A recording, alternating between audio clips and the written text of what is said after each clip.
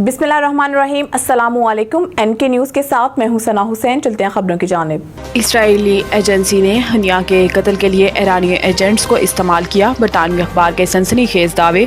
बरतानवी अखबार के मुताबिक इस्माइल हनिया इसी इमारत में अक्सर क़याम करते थे। असल मंसूबा ये था कि इस्माइल हनिया को जहाज़ हादसे में जाँ भाग ईरानी सदर इब्राहिम रईसी के जनाजे में शिरकत के मौका पर मई में कत्ल किया जाता, लेकिन ऑपरेशन इस वक्त इसलिए नहीं किया गया था क्योंकि नाकामी के खदशात ज़्यादा थे और इमारत में बहुत बड़ा मजमा भी मौजूद था। बरतानवी अखबार ने दावा किया कि ईरानी हुकाम के पास इमारत की CCTV मौजूद है जिसमें एजेंटों को चुपके से कमरों में इंतहाई तेजी से आते जाते देखा जा सकता है। बरतानवी अखबार का दावा है कि धमाका खेज मवाद नस्ब करने वाले एजेंट्स ईरान छोड़ चुके थे, ताहम ईरान में एक साथी से इनका ताल्लुक कायम था और धमाका खेज मवाद को ईरान के बाहर से रिमोट कंट्रोल के जरिए तबाह किया गया, जबकि तहकीकात के दौरान दीगर 2 कमरों से धमाका खेज मवाद बरामद कर लिया गया है।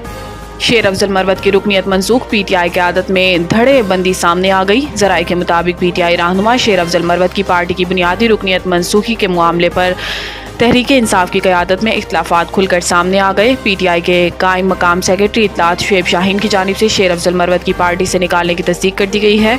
शुएब शाहीन का कहना था कि शेर अफजल मरवत को बानी चेयरमैन की हदायत पर निकाला गया, जबकि चेयरमैन PTI बैरिस्टर गोहर शेर अफजल मरवत की हिमायत में सामने आ गए हैं और इन्होंने कहा कि शेर अफजल मरवत इमरान खान के वफादार तरीन साथियों में से एक हैं। इनकी बुनियादी रुकनीत ख़त्म करने का नोटिफिकेशन मेरे इल्म में नहीं है। बैरिस्टर गोहर ने कहा कि बतौर पार्टी चेयरमैन शेर अफजल मरवत या किसी और को भी पार्टी से नहीं निकालूंगा। दूसरी जानिब ज़राए के मुताबिक बैरिस्टर गोहर मुमकिन तौर पर शेर अफजल मरवत की सिफारिश के लिए बानी चेयरमैन से मिलने अडियाला जेल जाएंगे। हुकूमत का माहाना 1 लाख तक तनख्वाह वालों को रिलीफ देने पर गौर। मुआशी टीम को टास्क सौंप दिया। ज़राए वजारत ख़जाना के मुताबिक वज़ीर आज़म शहबाज शरीफ ने मुआशी टीम को ख़ुसूसी टास्क दे दिया। ज़राए ने बताया है कि तनख्वाहदार तबके को रिलीफ के लिए फंडिंग तरक्याती बजट से लेने पर गौर शुरू कर दिया गया, जबकि इनकम टैक्स रिलीफ पर IMF को भी एतमाद में लिया जाएगा। ज़राए ने बताया है कि माहाना 1 लाख तक तनख्वाह लेने वालों को रिलीफ देने के लिए मुख्तलिफ तजावीज़ पर गौर जारी है। ज़राए का कहना है कि कम तनख्वाह वाले स्लिप को 40 अरब रुपये का रिलीफ दिए जाने की तैयारियां जारी हैं। ख्याल रहे कि हुकूमत ने रवां माली साल सालाना 6 लाख से 12 लाख तक कमाने वालों का इनकम टैक्स 5% किया है। 1 लाख रुपए तक माहाना आमदन पर इनकम टैक्स 5% कर दिया गया है। माहाना इनकम टैक्स 1250 से बढ़ाकर 2500 रुपये कर दिया गया है।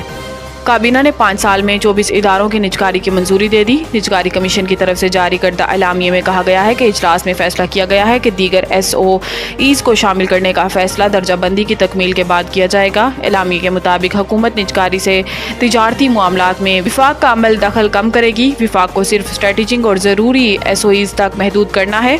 कमेटी का कहना है कि मुनाफा कमाने वाले इदारों की निजकारी पर भी गौर किया जाएगा। कमेटी हुकूमती मलकियती इदारों की दर्जाबंदी कर रही है।